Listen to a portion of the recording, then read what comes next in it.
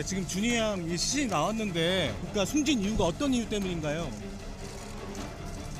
한 말씀 좀 해주세요. 아버지로서 미안하시진 않으세요?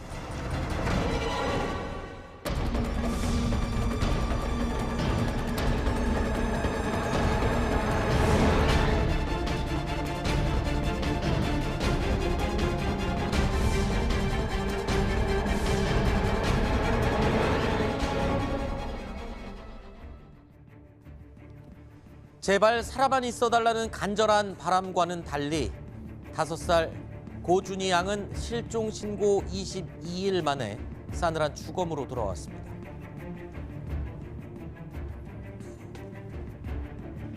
다섯 살 아이의 비극은 실종 신고가 이루어진 올해 말이 아닌 지난 4월부터 시작이 됐습니다.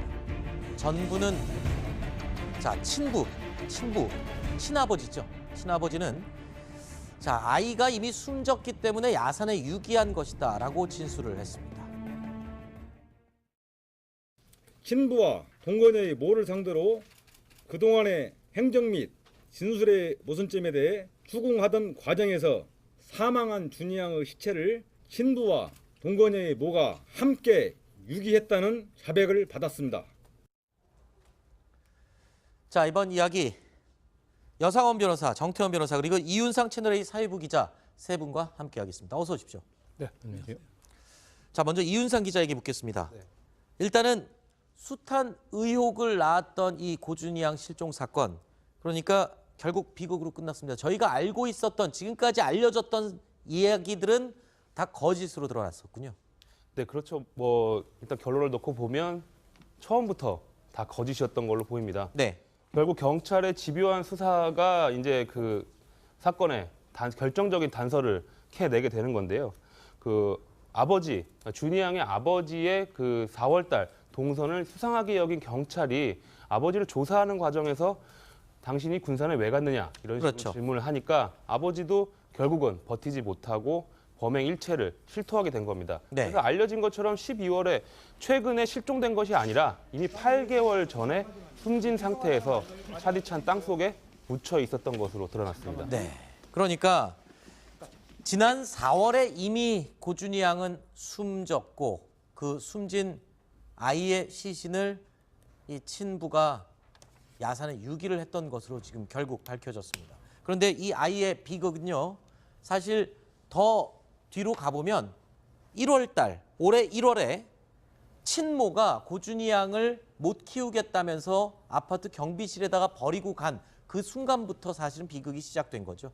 그래서 이번에 사고가 결국은 그 친부, 그다음 계모, 그다음 계모의 친정 어머니로부터 발생됐다 하지만 근본적인 것은 제가 볼 때는 친모도 책임이 도덕적인지 모르지만 책임이 있다고 봅니다. 네. 친부의 성향을 볼 때 이런 비극이 예상되는 사람이었던 것 같아요. 네. 그럼에도 자기가 못 키우겠다고 그 고준희 양을 방치했다는 거. 네. 책임감이 있는 아버지가 아니라 책임감이 전혀 없는 아버지한테 이렇게 방치했다는 거. 친모도 지금 본인도 물론 가슴이 아프겠지만 본인도 어떤 그 가슴에 한이 될 것 같은 그런 느낌이 드네요. 저는 이 고준희 양의 병원 진료 기록과 고준희 양의 어린이집 기록 이 두 가지를 보고 정말 말을 잇지 못했습니다. 그러니까 2017년 1월은 친모가 아이를 못 키우겠다며 친부의 집에 버리고 간 날입니다. 그런데 이날 이후부터 이 아이의 몸 상태는 굉장히 안 좋아지기 시작합니다. 갑상선 기능 저하, 그리고 원인을 알 수 없는 이마와 머리에 상처가 나기 시작합니다. 2017년 3월에도 그랬고요. 2월에도 마찬가지였습니다. 더 가슴 아픈 기록은요, 고준희 양 어린이집의 기록입니다. 몸이 약해서 자주 결석을 하는데 약은 복용한 적이 없다. 그러니까 아이가 거의 방치되거나 가혹행위를 당했을 가능성도 굉장히 높아 보이는 것 아닌가요? 그렇죠. 이웃 주민들의 얘기를 들어보면 층간소음에 대해서 증언을 하는 경우가 간간히 있었습니다. 결국 그거는 그러니까 아버지의 준희 양 아버지의 내연녀죠. 내연녀가 아이를 탐탁치 않게 생각을 해서 강하게 질책하고 훈육하는 과정에서 학대가 이루어졌을 가능성을 의심해 볼 수 있는 부분인 거고요. 또 준이 양 같은 경우에는 건강이 좋지 않았다고 하는데 약을 먹지 않았다면 이 아버지가 또 내연녀가 어떤 작정을 하고 네. 고의적으로 방치, 유기한 것이 아닌가 의심해 볼 수 있는 부분입니다. 네. 근데 지금 그 준이 양이 네. 죽을 때 아버지 말에 따르면 네. 토사를 했다고 그러지 않습니까? 네네. 방치했다는 건데 이 토사란 게 여러 가지 원인이 있겠지만 그 중에 하나가 네. 뇌진탕일 때도 있거든요. 아하. 그러니까 이 준이 양을 둘러싼 뭐 세 사람 중에 한 사람이 준이 양한테 가혹 행위를 했을 가능성이 지금 충분하고 그걸로 인한 토사가 아닐까. 그 뇌를 부검해 보면 알 수 있을 건데 부검 결과가 지금 궁금합니다. 그 네. 구준이 양은 이제 구조적으로 미움을 받을 수밖에 없는 입장에 있습니다. 왜 구조적으로 미움을 받을 수밖에 없다. 그렇습니다. 왜 그런가- 사랑을 받지 못할 수밖에 없는 구조라고 그럼요. 왜 그런가- 말을 바꾸겠습니다. 그렇습니다. 네. 그렇다고 한다면 왜 그런가 하면 친부의 입장에선 부인하고 이혼 소송 중인데 아이를 데려왔지 않습니까? 근데 네. 같이 지금 살고 있는 그 새 부인은 또 고주희 양보다 한 살 많은 아들이 또 있거든요. 네. 근데 아이들이라는 게 한 살 정도면 자주 싸우지 않습니까? 네. 그러니 자주 싸우게 되면 이 새어머니 입장에서는 고주희 양이 이쁘지가 않을 것이고 네. 또 친부 입장에서는 아이가 자기의 그 새로운 가족 생활하는데 걸림돌이 된다고 생각할 수 있기 때문에 결국에는 아무에게도 사랑을 받지 못하고 네. 학대를 받은 것이 아닌가 이렇게 추측이 됩니다. 자, 이웃들은 이렇게 진술하고 있습니다. 조금 전에 이윤상 기자가 잠깐 언급을 했습니다만 친부와 계모가 지나가고 나면 그 뒤에 준이가 항상 울면서 따라갔다고 합니다.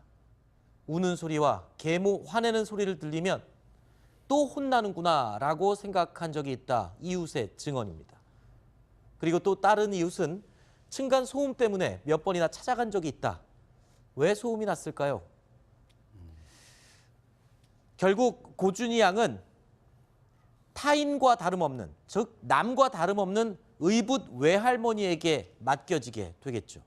그리고 얼마 뒤 친부의 주장에 따르면 토사를 흘리고 숨진 채 발견이 됐다고 합니다. 그리고 가족들은 준희 양의 시신을 유기하기로 결심합니다. 이것도 또한 그 친부의 주장일 뿐입니다. 경찰 조사에서 더 밝혀져야 되겠죠. 5살 아이의 사망, 시신 유기, 이 끔찍한 비극을 숨기기 위해서 그 가족들끼리, 그 어른들끼리만의 실종극, 연기까지 벌이게 됩니다. 자, 이 이야기를 좀 나눠보시죠. 그러니까 이 아이, 준이가 미숙아로 태어났고 몸이 좋지 않았습니다. 그런데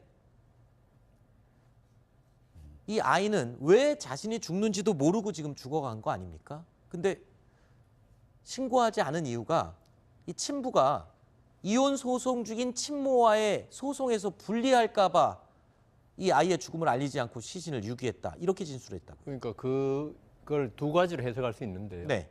하나 먼저 양육권 문제라면 있죠. 이 부분에 관해서 양육권에 관해서만 문제가 되지 아이를 학대해서 죽인 게 이런 게 네. 이혼하고는 별 관계가 없거든요. 네. 그런 면에서는 거짓말일 수 있고 만일 두 번째 그 친부가 평소 가족들에 대한 어떤 학대 이런 걸 해가지고 이혼도 만일 전처 친모에 대한 학대가 이혼 원인이 됐다면은 네. 아이를 자기 친아이를 이렇게 죽일 정도의 남편이면 친모에 대해서도 학대를 하지 않았겠냐 네. 이런 추측을 할 수 있기 때문에 과연 이 그 아빠가 왜 이런 진술을 했는지 전자라면 거짓말이고 후자라면은 자기 이혼해서 분리할 것이다. 그 생각했다는 것도 약간 일리는 있습니다. 친부의 그 얘기는 뭐 그렇게 해석할 수도 있지만 전혀 믿어지지 않습니다. 왜 그런가 하면 네. 이 사람들이 뭐 재산이 많은 사람들도 아니고 네. 결국 남는다고 한다면 재산 분할과 이혼 위자료인데 네. 재산은 별로 분할할 것이 없어 보이고 네. 위자료 때문에 그렇게 아이의 사망을 숨기지 않았다고 보기는 어렵고 아마도 그것이 어떤 범죄와 관계가 있기 때문에 네. 그걸 감춘 것이지 이혼 소송 때문에 했다는 것은 선뜻 믿기가 좀 어렵습니다. 정태현 변호사님 말씀, 저런 의심을 가질 수밖에 없는 이유가 있습니다. 왜냐하면 아이가 숨진 이후에 시신을 유기하는 방법으로 아이의 사망 사실을 감춘 이 친아버지와 계모 그리고 의붓 외할머니 이 세 어른은 주변 사람들의 의심을 피하기 위해서 아주 철저한 알리바이를 꾸몄습니다. 이 정도의 알리바이를 꾸밀 사람들이면 어떤 짓이든 하지 못할까라는 생각이 드네요. 예, 양육비 명목으로 매달 60만 원 내지 70만 원을 보낸 것으로 확인됐습니다. 실종 아동의 생일이 7월 22일입니다. 아동을 위해서 생일잔치를 했다는 정황은 나옵니다. 저런 식으로 행동을 하고 알리바이를 꾸몄기 때문에 주변 사람들은 당연히 아이가 살아있다고 믿을 수밖에 없었을 것 같아요. 그렇습니다. 저게 이제 이것이 범죄에 의해서 일어난 사건이라는 걸 우리가 추측할 수 있게 하는 거죠. 네. 애도 없는데 양육비를 왜 넣겠으며 아이도 없는데 칫솔이라는 걸 왜 갖다 놓겠습니까? 네. 더더군다나 아이가 돌도 아닌데 생일 미역국을 해서 이웃에 돌린다는 건 아주 이례적인 거죠. 네. 근데 결국 저런 것이 오히려 오바된 것이고 결국엔 과학적으로 볼 때는 아이가 그 병원에 3월 달에 간 뒤로 한 번도 간 적이 없고 더더군다나 어머니하고 갔을 때 2년 동안 30번이나 갑상선 치료를 받았다는데 네. 한 번도 안 받았거든요. 아하. 그다음에 그 어린이집도 안 가고 또 아이 칫솔을 뒀다는데 거기에서 아이가 썼으면 당연히 아이 DNA가 나와야 되는데 네. 그런 것도 안 나오고 그런 점으로 볼 때 아무리 알리바이를 철저히 만들려고 하더라도 결국 완전 범죄는 없다는 것을 이번에 인식하게 되는 겁니다. 네.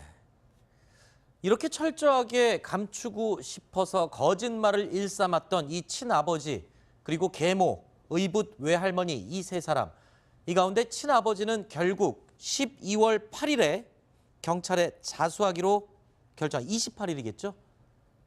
결정을 합니다. 거짓말을 들킬 상황도 아니고 아이 학교가 갈 나이도 아닌데 이거를 왜 갑자기 얘기하기에 이르렀을까요? 그렇죠. 지금같이 아까 말한 대로 저런 위장을 한 걸 보면은 네네. 사실 학교 갈 때까지 취약 통지서 나오면 그 결국 알려질 수 있는데 그때까지 그렇죠. 숨겨도 되는데 왜 일찍 숨겼을까? 네. 밝혔을까? 네. 우선 자신감이 있었다는 거죠. 왜냐하면 휴대폰을 다 바꿨습니다. 네. 그다음 사진도 다 없앴습니다. 아하. 그러면서 이 준이 양의 죽음에 대해서 자기들로서는 이 증거를 모두 완전 범죄라고 생각했겠죠. 네. 어떤 뭐 생각을 했는지 모르지만은 그런 상태에서 그리고 2017년 아닙니까? 그래서 이게 계속 떠안고 가기에 본인들도 마음에 부담이 컸을 겁니다. 네. 왜냐하면 지금 밝혀진 바로 뭐 학대치사든지 상해치사든지 여하튼 자기들로 죽은 거 아닙니까? 그리고 야산에 묻고 그래서 이걸 갖다가 해가 가기 전에 떨고 가자 이런 마음이 강했던 게 아닐까 네. 추측됩니다. 그러니까 일반적으로 이렇게 아동 실종 신고가 나면 네.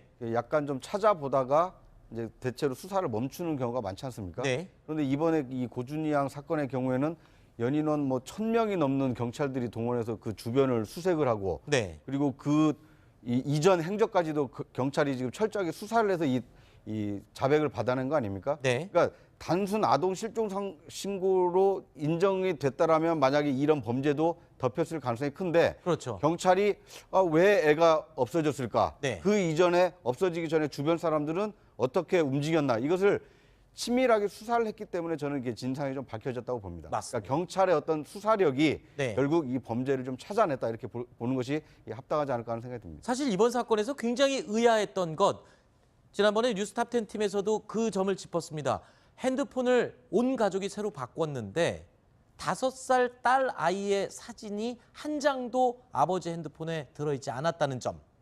그 점을 경찰도 굉장히 의아하게 생각을 그렇죠. 했고요. 더더군다나 그 휴대폰을 종전에 쓰던 휴대폰을 그 뒀다고 하는데 네. 그것이 아주 예전의 휴대폰이라거든요. 그렇죠. 그것도 철저히 알리바이를 만들기 위해서 한 거로 상당히 의심이 됐던 거죠. 그리고 또 경찰들이 의심할 수밖에 없었던 이유 중에 하나가 보통 아이를 잃어버린 부모들 같으면 부모들이 먼저 나서서 전단지를 만들고 현상금을 거는 게 정상적인데 이 고준희 양의 친부나 계모는 전혀 그런 행동을 그러니까 하지 않았고 오히려 경찰이 현상금을 먼저 걸었죠. 그게 납득할 수 없는 행동을 많이 했고요. 아까 우리 그 구자용 차장은 경찰이 참 수사를 잘했다고 그러는데 저는 약간 의문이 드는 게 네. 지금 그 요새 그 계모, 계부 이런 사이에서 사실 뭐 살인 사건, 학대 사건이 많이 벌어지지 않습니까? 네. 그러면은 이 고준희 양이 사라졌을 때 네. 제일 먼저 한번 그 가족 관계를 들여다봐야죠. 네. 과연 고준희 양의 친부와 어떤 관계인지 네. 보면은 계모가 있고 그다음에 여러 가지가 있으면 이게 무조건 수색할 게 아니라 네. 먼저 이 가족 관계에서 그 혐의를 두고 경찰도 수사를 했어야 들여다봤죠. 되는데 사실 이 사건이 터졌을 때 온 국민이 의심하지 않았습니까? 그냥 단순 실종으로 1000몇 명이나 된 경찰 네. 동원에 찾고 이러는데요. 네네. 이 먼저 이쪽을 집중적으로 들여봤어야 되지 않느냐 그런 생각이 듭니다. 하지만 경찰도 속일 수 있을 거라고 생각했던 이 완전 범죄 결국에는 이 경찰이 먼저 의심을 하기 시작하면서 이 수사가 속도를 내기 시작했습니다. 그러니까 10개월 동안 끊겼던 아이의 진료 기록이었습니다. 아이가 진료를 계속 받아야지만 하는 아이인데 그 진료 기록 자체가